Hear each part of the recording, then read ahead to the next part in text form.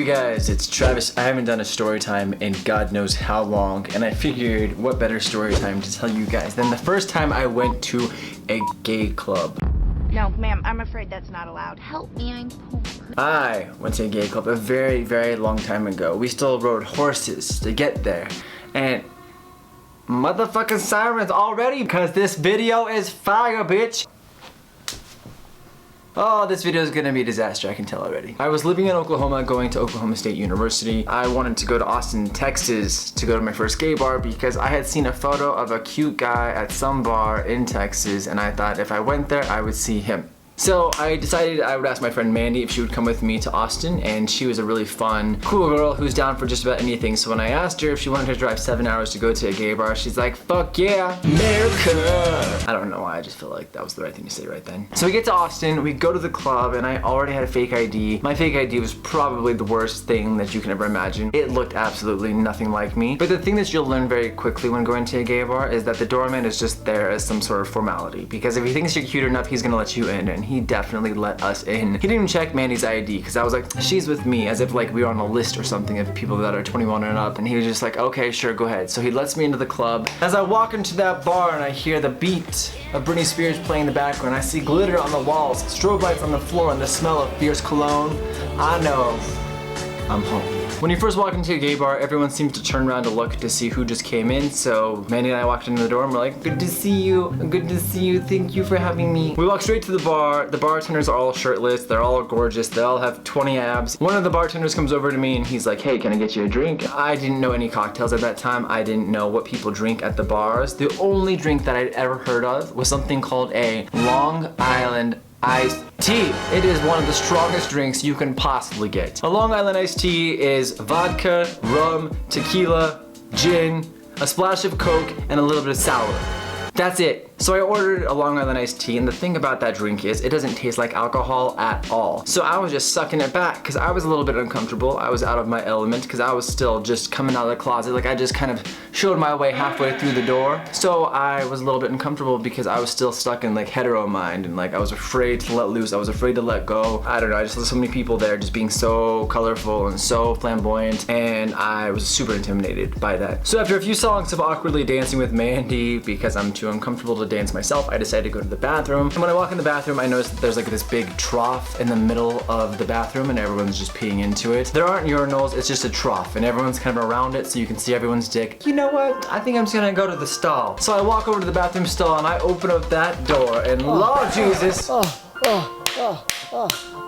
Oh yeah. That is the sound that I hear as these two men are having butt-ass naked anal sex in the middle of that stall, and I'm like, Lord Jesus. So I just pretend like I didn't walk into two people having sex in a bathroom stall, and I just kind of say, oops, sorry, and just kind of close it and just kind of hold it shut. Keep the demon in there, you know? Keep the demon in there.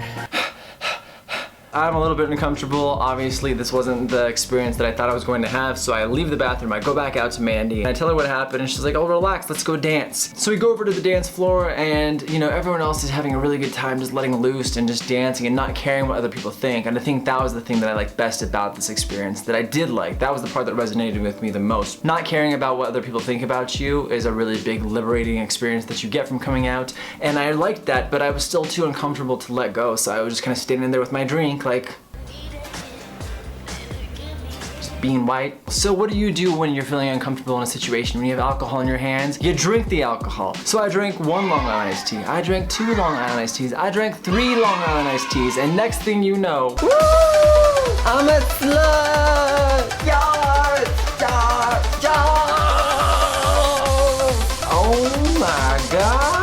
I am white girl wasted. My titties are out. I am dancing on a pole, but it's not really a pole. It's more something that's just meant to hold drinks. I have Mardi Gras beads on. I don't know where I found those, and I just look like a drunken mess. But at that time, you know what? Who cares? Because it was my opportunity to shine. I held myself in enough for the last 18 years up to that point, and so this was my night. I was letting it all out, and I just keep drinking those Long Island iced teas because they give me more and more courage to just dance my ass off until finally I had that last sip and I realized, oh fuck, I fucked up because I drank too much. And at that point, when I realized that I drank too much, my vision started getting blurry and the sound of the music started echoing in my mind. Just as I realized that my consciousness was about to leave my body, I woke up. It was the next day. I am face down on the floor with a french fry stuck to my face. I'm like, breakfast. I eat that french fry.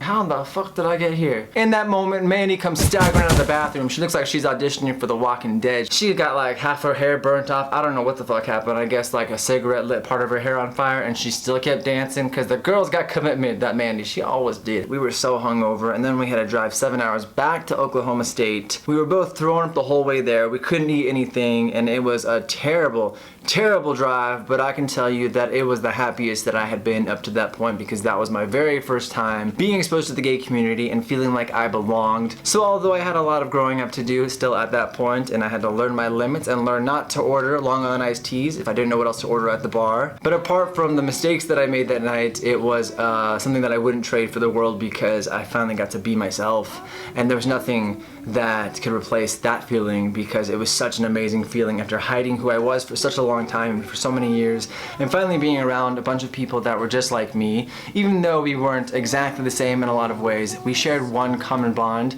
and above all, it just felt nice to feel like I was finally normal. So that was my first experience going to a gay bar, and it was a crazy one, but it was a fun one. So I want to know what your guys' first experience was going to a gay bar. Did you have a good time? Was it crazy? Were you nervous? Let me know down below, and I guess that's all I have for this video. So thank you guys so much for watching, and I'll see you next time.